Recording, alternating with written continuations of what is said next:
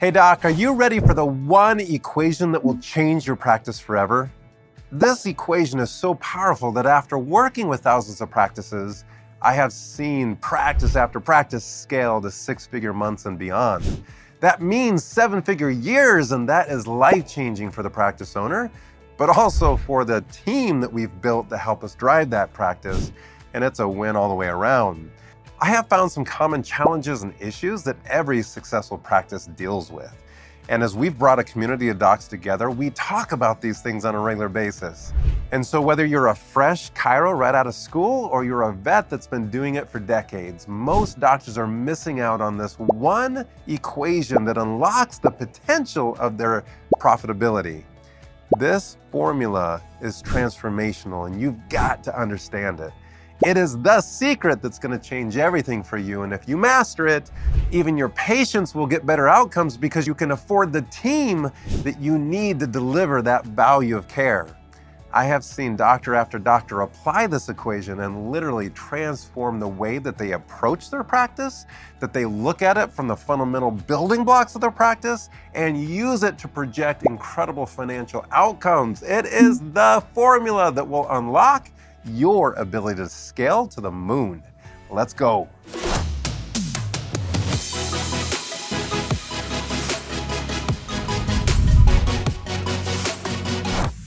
As a chiropractor in this first part of the formula, you're used to thinking in terms of collections and visits. And I get that. I was very dialed into those numbers in my early days as well. But then I began to understand and learn the value of what's called production.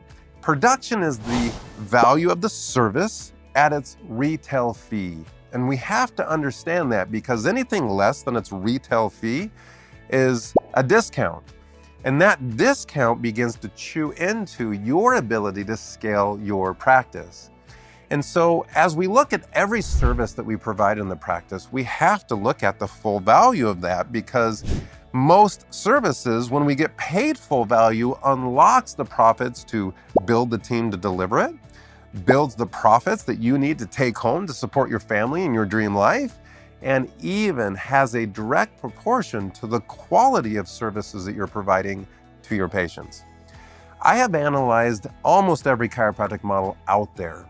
And what I have seen is that when we race to the bottom with our fees of delivering the service, we cannot keep up quality.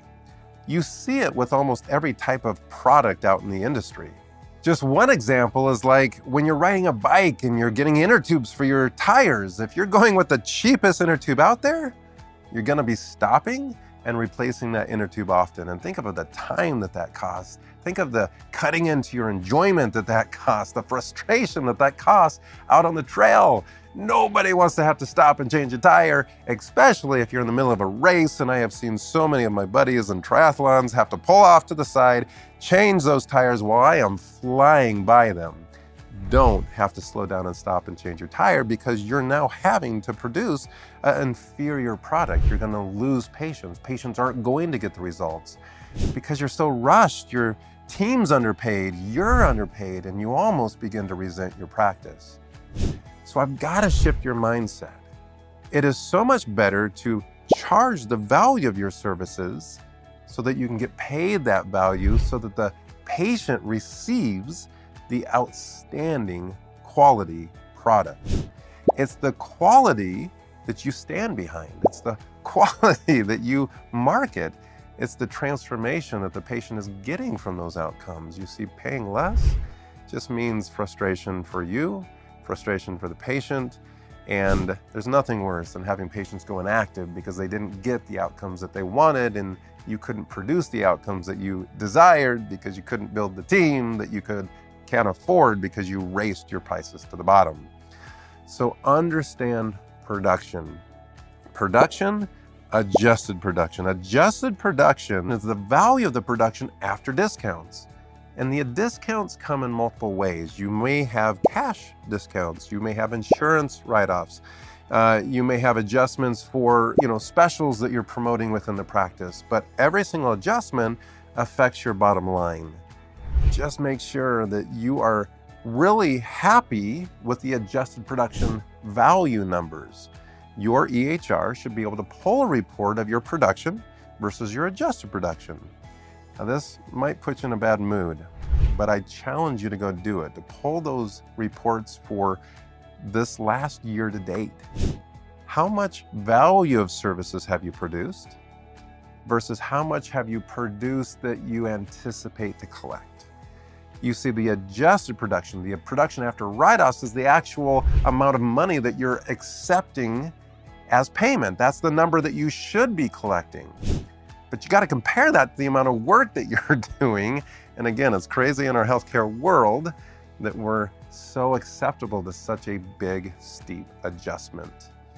You've got to reduce those adjustments so that your adjusted production and your production are closer to each other. And you do that by really watching write-offs. Okay, so that's understanding the first part of the formula of adjusted production. Adjusted production is the amount that we're happy that we anticipate we're going to collect for the work that we put in. Okay, that's adjusted production. Before I go on to the step 2 of this formula, again, I want to make sure that you subscribe to this channel. By subscribing, this is how our channel gets spread. By turning on the notifications, it tells YouTube that you like our channel. By sharing it, now you're spreading the fire. You're giving back to our profession because remember, when the tide rises, all ships rise. We want to elevate and rise our entire profession with these incredible principles that will help you double your profits. So share, help us build this channel and help us help our profession. Step 2 in this formula now is understanding what's called adjusted production per hour. This is a really important metric. Your practice should be broken down into really 3 buckets. We want to look at your admin hours. Those are non-production hours. We don't factor those into this formula because this is the time when we're working on the vehicle to build the vehicle of your practice. This is the time when we're training our team members, when we're really spending time to develop the process, right? To develop the vehicle so it can move faster and create more impact. Those are admin hours. The next one is preferred hours. These are hours when you're treating patients, you're doing a lot of production in here, whether you're delivering chiropractic care or spinal decompression or doing laser, or maybe you're an integrated practice and you're doing injections. I mean, there's a lot of services being delivered during preferred hours. The third bucket is what we call extended hours. This is where we slow down and we're doing our consultations, we're doing our exams, we're doing our report of findings. So we slow the office down so we can spend more time with those patients. Those are production hours. Preferred and extended together are our production hours. I want you to calculate those hours per week. How many hours do we have set aside to deliver the value of our services? And then you need to be generating and watching those production reports, the adjusted production, and we're going to divide that by those hours. When we get that number, we now have adjusted production per hour. You know, we can't collect what we don't produce. And there's a little bit of a shift in our profession where we're collecting money out front for services, but are you really monitoring what you're actually delivering on a regular basis? This is such an important number because it will help us understand our hiring roadmap. How much can we produce as a team? And in order to produce more, we got to build more. We have to have more valuable services. We have to have more team members that can service more patients. And that's how we increase our production per hour. That's really the only 2 ways to do that. Increase value of services or increase number of services to increase your production per hour. Now I'm saying production per hour, but again, remember it's the adjusted production per hour. We're going to take adjusted production divided by the number of hours it took to deliver it. Don't include in those hours your admin time. That does not count for production hours. Do you have the number? Do you have it? Post it in the comments below. We'd love to see what that number is. Let's talk about it as a community. Let's see where everybody's coming into. Let's identify what's high, what's low, and see if we can help you increase that production per hour. Comment below, put your production per hour down below. All right, part 3 to this incredibly powerful formula. This is now taking and looking at what percent of that adjusted production are we actually collecting. Because again, as we look at this, we can only collect the services that we've delivered. Now, if you're collecting some of your services up front, you may actually have over 100% because you're looking at money that you've collected that you haven't delivered the services for. And so that'll skew this data. It's really important that you go back and you open up a data time frame. Now in Blue IQ, that makes it really easy. You can just simply click a button. If you're pulling a practice report, it's a little bit more challenging because you got to pull the time period. You're going to take your collections for that time period, and I would open it up to about a 6-month time period. So how much did you collect in that 6 months divided by your actual adjusted production? And it should give you a percentage. Now, healthy should be 100%. Like, we want to collect 100% of the work that we're doing because adjusted production is after discounts. So this doesn't include, all the discounts that you've allotted for. So you should be collecting 100% of that. Healthy practices are somewhere in the 96 to 98% range because, again, there's unfortunately, uncollectible services that happen within a practice. So if you can be above that 96%, we're doing pretty well.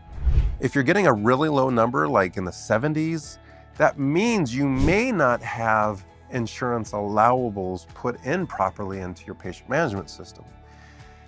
We, talk about this in our community, garbage in, garbage out into data. We gotta have good data in to get good data out, and you may need to spend some time making sure your billing team or team member or billing company have uploaded the proper allowables into your EHR system so we can pull those reports and see what percent of the allowables are we collecting. Again, we should be in the high 90s. And if you're not, you have one of two problems, either bad data or bad process. If you have bad process, guys, we are here to help. In fact, one of the most powerful things that we really look at in these other metrics of what percent of production we're collecting, I want you to start calculating another really important one, which is what percent of your collections is being metabolized by your overhead. So this is our percent of profits margin, what's left over. Again, if you're a single doctor, couple employees, you should be in the 50 to 60% profit range. If you're scaling the volume of your practice and you're moving from, provider or operator into leader or leader into high performer, your percent of overhead goes up. The profit margin typically goes down to about 30%, but it's a bigger piece of the pie because you're collecting a lot more money. So around 30%, depending on what type of practice you have. I would love to see you put that in the comments below. What is your percent of profit margin for your practice? As a community, we look at those numbers. We look at models like, how is this practice doing this much better than this practice? And what can we do to help this practice get to that practice? And that's what the data-driven community is all about. I want you to click the link below. Come join our free Facebook group where we talk about these things on a regular basis so we can help you build the practice of your dreams. Click the link below. I will see you on the inside.